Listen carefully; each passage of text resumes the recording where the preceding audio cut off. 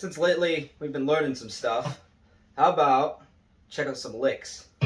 So maybe I'll do 2-note licks, 3-note licks.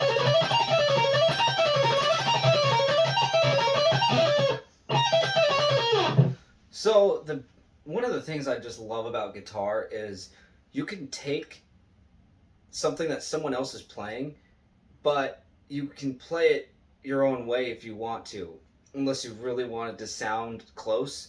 And what I mean by that is you could just take 6 notes from 3 strings, maybe go.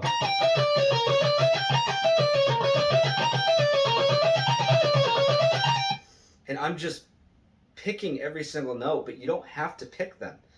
If you want that attack sound, yeah, you're going to need to pick them.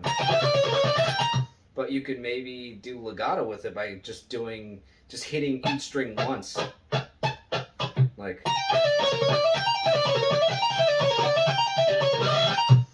It's a little bit weird on my brain because I'm used to picking all that. But you don't have to all the time if you want to have your own style into it.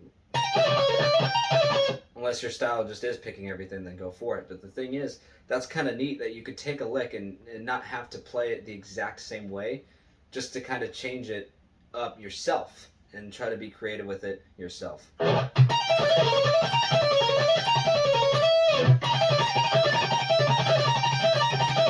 Maybe change a pattern. So what I'm doing right now is really just E, B, and G.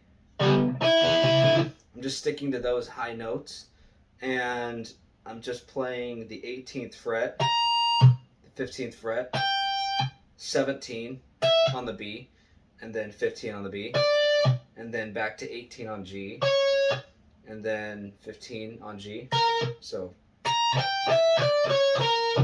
So that's just 6 notes. So just playing 2. And I like that sound of going quick on 2 notes. Like,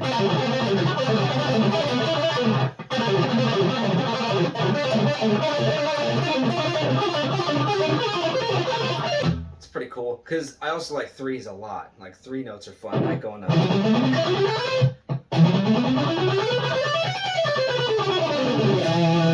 That's fun too, but it has a different sound when you're doing 2 notes per string and you're just going for it. But let's stick to and play it in different patterns. Sometimes I guess you could just not play anything at all and just hammer them.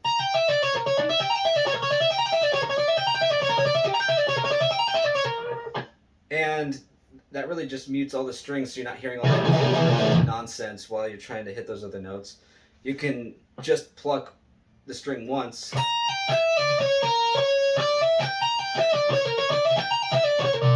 So I guess what I'm doing there, when I go back up, I don't actually hit the string. I thought I would, but honestly, you still just need to hit it once, and it's just hammering and pulling off. So again, still just hitting the string once.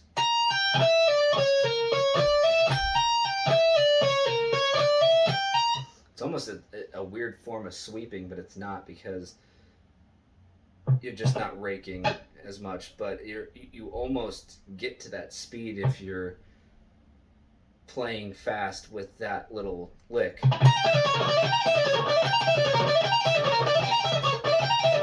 But I like the sound of the staccato sound, so I'm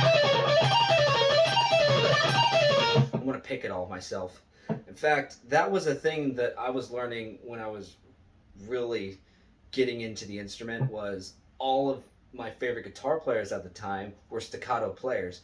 So I thought, oh, I got to pick every note. So that's what I was doing with so many leads. You're hitting everything. And I actually thought that legato was cheating, because you look like you're playing fast, but you're really not using your rhythm hand as much as you should be, I thought. I was pretty much wrong about that later. Legato's really cool. It flows very nicely when you're doing it right. I just noticed that there'd be some guitar players that really didn't have that great of a rhythm hand, but would act like they were a shredder because they would just go really quick here, but just were lacking in this hand. So I wanted them to be balanced, and that takes time doing that. Let's do some legato and staccato on maybe 3 notes per string, and that's little basses like that, or what I find to do my leads is just little patterns that I like, and then using it to improvise with later. So I guess we're playing what is this? Like it's 15 and 19. Oh, it's D. Okay, so we're playing D twice when we really shouldn't be, but and the way you fix that, you could actually just move, you could keep your 3 strings.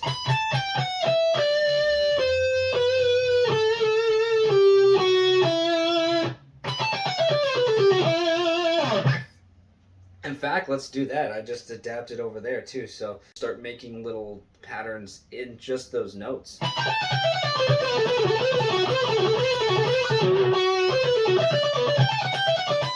And that's really how you make your own leads, is you learn a foundation of notes, maybe a pattern, and then you just mold it into something that feels comfortable to you or that sounds kind of cool to you, whether you do it fast or slow. And that's really what leads are, and that's one of those secrets of like how people make a lead, is it's from certain scales, but you're not supposed to play that scale and that's your lead, because that's just a practice. You're supposed to take the scale that you learn and mold it into something that's making you be creative. But how about we actually do it in a true descending way, where it's still 4 notes, but we're actually moving a little bit farther in the fretboard, because that way every note is actually different, instead of you hearing the...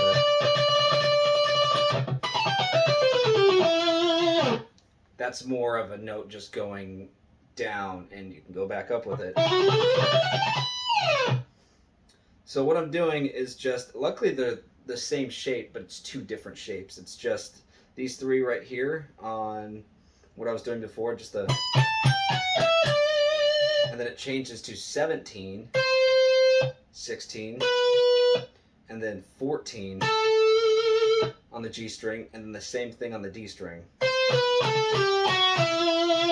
So all we're doing is just, and again, you can take that and do different patterns with it. You can string skip, you can just go up and down, then string skip, like.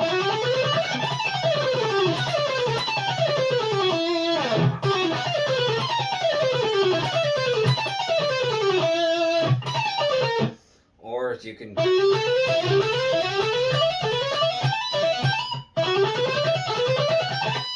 You could do 3 patterns of it. You can go.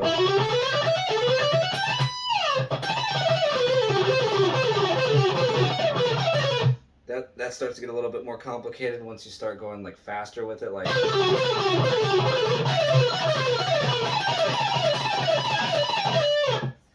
But again, I wouldn't recommend just only doing that as like your lead. Like maybe add it in there, like. But then start changing it into something else, because it's going to start getting a little repetitive if you're just going.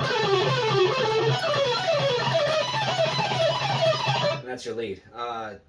It just, you could do better. Like you can take it and go.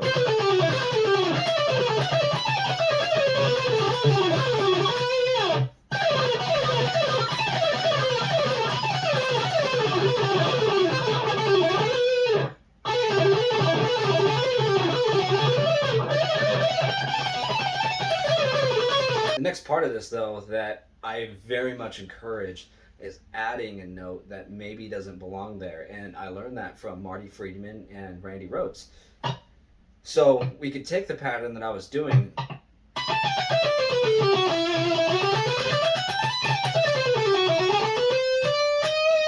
Then add a note.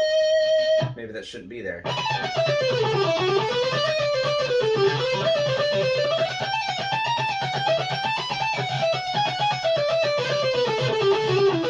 Some notes will sound better than others, so you really just kind of gotta trial and error that. But it's nice to fit something that wasn't there before, because now you're starting to be creative with that practice lick that you were doing before. And that's where the creativity starts to kick in.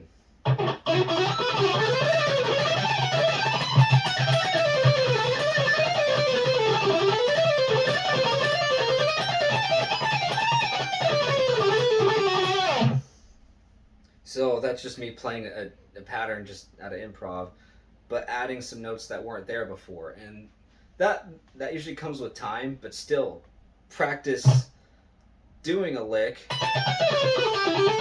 and then try different patterns of it. Once you kind of have it down, that way you could start molding it and playing around with it.